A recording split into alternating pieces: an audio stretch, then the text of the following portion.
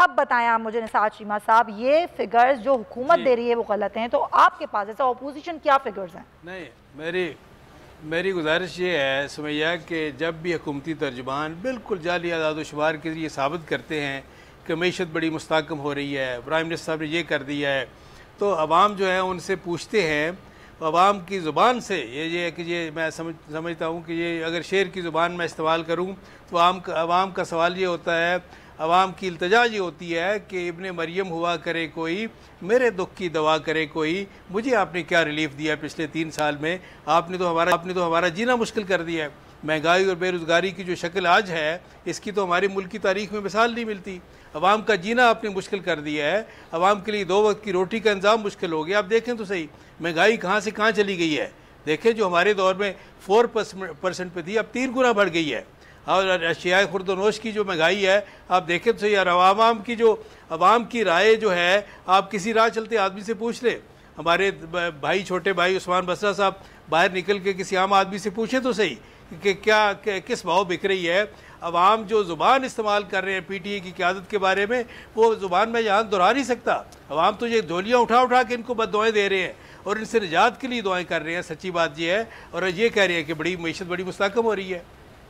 Sir आप मुझे figures दे देना, ये कहाँ कहाँ की बात कर रही है? आप मुझे फिगर्स दे दें, अगर इनके फिगर्स झूठे हैं। क्या ये चांद पे बसते हैं, किसी मरीख पे बसते हैं, क्या जमीन पे? अगर ये सर आपके पास ये फिगर होंगे ना, आपके पास फिगर्स तो होंगे ना। देखिए, मैं तो गुजारिश कर रहा हूँ, मैं तो ये गुजारिश कर रहा हूँ कि महंगाई जो है, जो हमारे दौर में 4% पे थी, आज 3 गुना बढ़ गई है। क्या ऐसा नहीं है? वो तो सही है, हमें पता है। रोज की कीमतें जो है, आपको पता है, और बेरोजगारी जो है, देखिए अब आप उसको छोड़ दे कि ये 1 करोड़ नौकरी और 50 लाख घर, ये है कि कितने लोगों से इन्होंने ये है कि इनकी छत छीन लिया, लोगों को बेरोजगार कर दिया, इंडस्ट्री बंद हो गई, जो आज हालत है। हो चुके हैं। चलें, पॉइंट टेकन।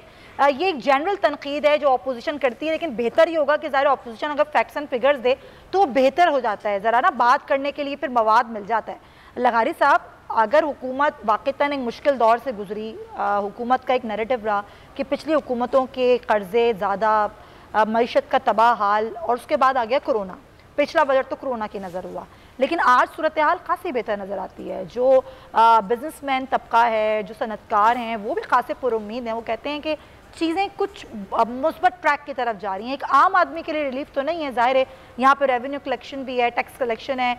एक आम आदमी तो टैक्स भी देता है, और वो तो सुई से लेके हाथी तक पर टैक्स देता है, लेकिन बहुत सारे लोग हैं जिनको टैक्स नेट में लाना बहुत ज़रूरी है। हुकूमत की जो पॉलिसीज़ हैं, इनको आप कैसे देखते हैं? हुकूमत ने 2 सेक्टर्स पर बड़ी तवज्जो दी है।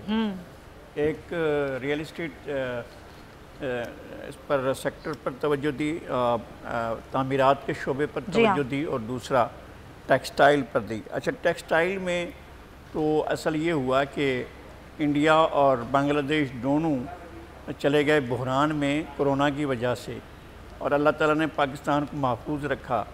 इस वजह से पाकिस्तान की टेक्सटाइल के लिए ज़्यादा इम्कानात पैदा हुए, और हुकूमत ने कुछ फैसिलिटीज़ भी दी, और आपके यहाँ टेक्सटाइल का रिवाइवल हुआ। अब तो ये भी नहीं कोई सोचता है कि भाई टेक्सटाइल का रिवाइवल क्यों हुआ। पाकिस्तान दुनिया में टेक्सटाइल के सफ़े अव्वल में शामिल था। पाकिस्तान टेक्सटाइल की जो है वो गांठें भी एक्सपोर्ट करता था। पाकिस्तान बाकायदा एक टेक्सटाइल की इसकी कॉटन की एक्सपोर्ट की एक कारपोरेशन बनी हुई थी, और उसके बाद पाकिस्तान जो है वो बहुत शदीद ज़वाल की तरफ चला गया था। एक ये बेहतर हुआ है कि हम टेक्सटाइल सेक्टर में आगे गए हैं, और हमने वहाँ कम्पीट नहीं किया है, हमें खाली जगह मिली है और हमने जाकर उस जगह को पुर करने की कोशिश की है। रियल बात यह है कि अब पाकिस्तान आर्डर्स भी पूरे नहीं कर पा रहा है। टेक्सटाइल में जो स्कोप मिला है इनको, वो बेहतर मिला है। और दूसरी बात यह है कि रियल इस्टेट में जो एक ख्वाब लेकर आए हैं 50 लाख घरों का, ये 50 लाख घरों पर हम लागत तो कर रहे हैं जी, बिजनेस एक्टिविटी बहुत बड़ी हुई है। और लोगों का इसमें इन्वेस्टमेंट भी हुआ है, लोगों ने इसमें पैसा भी लगाया, हुकूमत ने भी कर्जे दिए हैं। बिल्कुल। लेकिन ये सारा कुछ हम कहीं एक्सपोर्ट नहीं कर सकते। हम ये इसको बेचकर हम नई अपनी जो है एक्सपोर्ट्स की आमदनी नहीं बढ़ा सकते हैं, यह यहीं रहेगा। और दूसरी बात यह है कि अगर नई आने वाली हुकूमत की पॉलिसी अगर इससे हट गई तो वो लोग जो सरमाया लगा चुके हैं वो डूब जाएंगे। ये ख़तरा भी मौजूद रहेगा। तो ये इसकी अनसर्टिनिटी दोनों की, टेक्सटाइल की भी, अगर बांग्लादेश का रिवाइवल होता है तो वो आपके लिए कैसे जगह छोड़ देगा, तो वापस मार्केट में अगर इन होता है और इंडिया वापस आता है टेक्सटाइल में, तो फिर हमारे पास क्या ऑप्शन रह जाएगा? हमने कौन से अपने जो एक्सपोर्ट्स को बढ़ाया है, क्या हम उनको, या हमने अपनी प्रोडक्शन बढ़ाई है, क्या हम उसको सस्टेन कर सकेंगे? ये एक बहुत बड़ा सवाल है। सनतों को रिलीफ भी देना है, नई सनतें भी लगानी है, ज़ाहिर है ये भी मामलात हैं।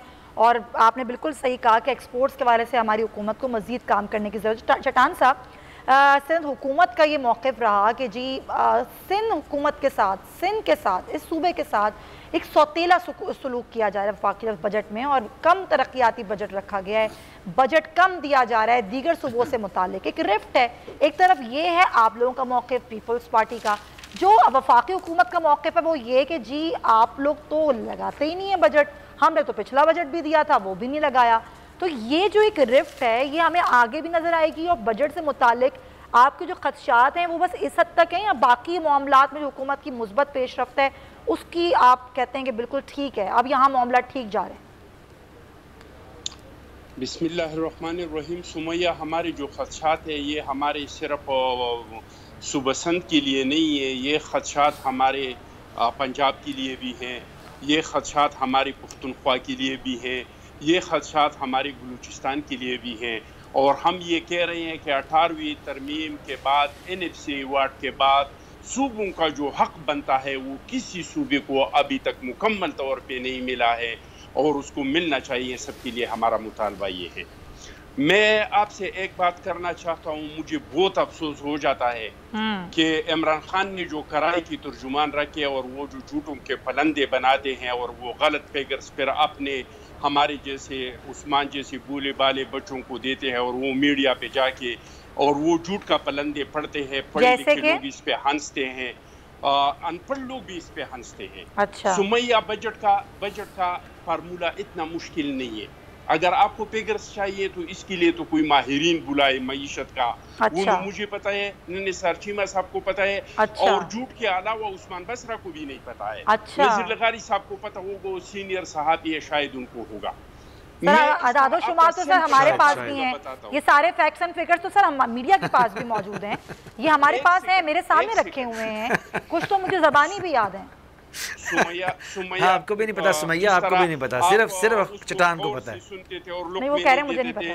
काइंडली मेहरबानी करके 2 मिनट के लिए मुझे भी इस तरह के बगैर लुकमा सुने। जी बिल्कुल। मईशत का सिंपल सा फार्मूला है, अल्फाजों के गोरख धंधे से निकलते हैं, ये लोगों को उलझाना छोड़ देते हैं कि डिपिसिट और ये वो चीजें छोड़ दे। सिंपल फार्मूला है मईशत का। क्या आप इससे अंदाजा कर सकते हैं कि किसी हुकूमत का मईशत मजबूत है या कमजोर है? अगर आपके खुर्द-नोश की चीज़ें लोगों को सस्ती कीमतों पे मिल रही हैं, सस्ती कीमतों के मतलब ये कि रीजन में हमारे साथ और भी बहुत सारे ममालिक हैं, इंडिया है, अफगानिस्तान है, ईरान है, बांग्लादेश है, श्रीलंका है। अगर खुर्द-नोश की चीज़ें आपके लोगों को सस्ती कीमतों पे मिल रही हैं, दवाई सस्ती कीमतों पे मिल रही है, लोगों को रोज़गार मिल रहा है, तो आप समझिए कि आपके मुल्क का मईशत ये मजबूत है। अगर आपके मुल्क में लोगों के चीज़ें महंगे मिल रही हैं, दवाइयाँ महंगे मिल रही हैं, एजुकेशन, आप खुद अंदाज़ा करें। इतना इसके लिए फिगर्स की ज़रूरत नहीं है। अपने मुल्क के अवाम को चले, मैं आपकी बात को समझ गई हूँ, ये पॉइंट तो मैंने भी उठाया था, ब्रेक के बाद दोबारा उठाऊंगी। सब्सक्राइब करें और बेल दबाएं ताकि कोई खबर रह न जाए।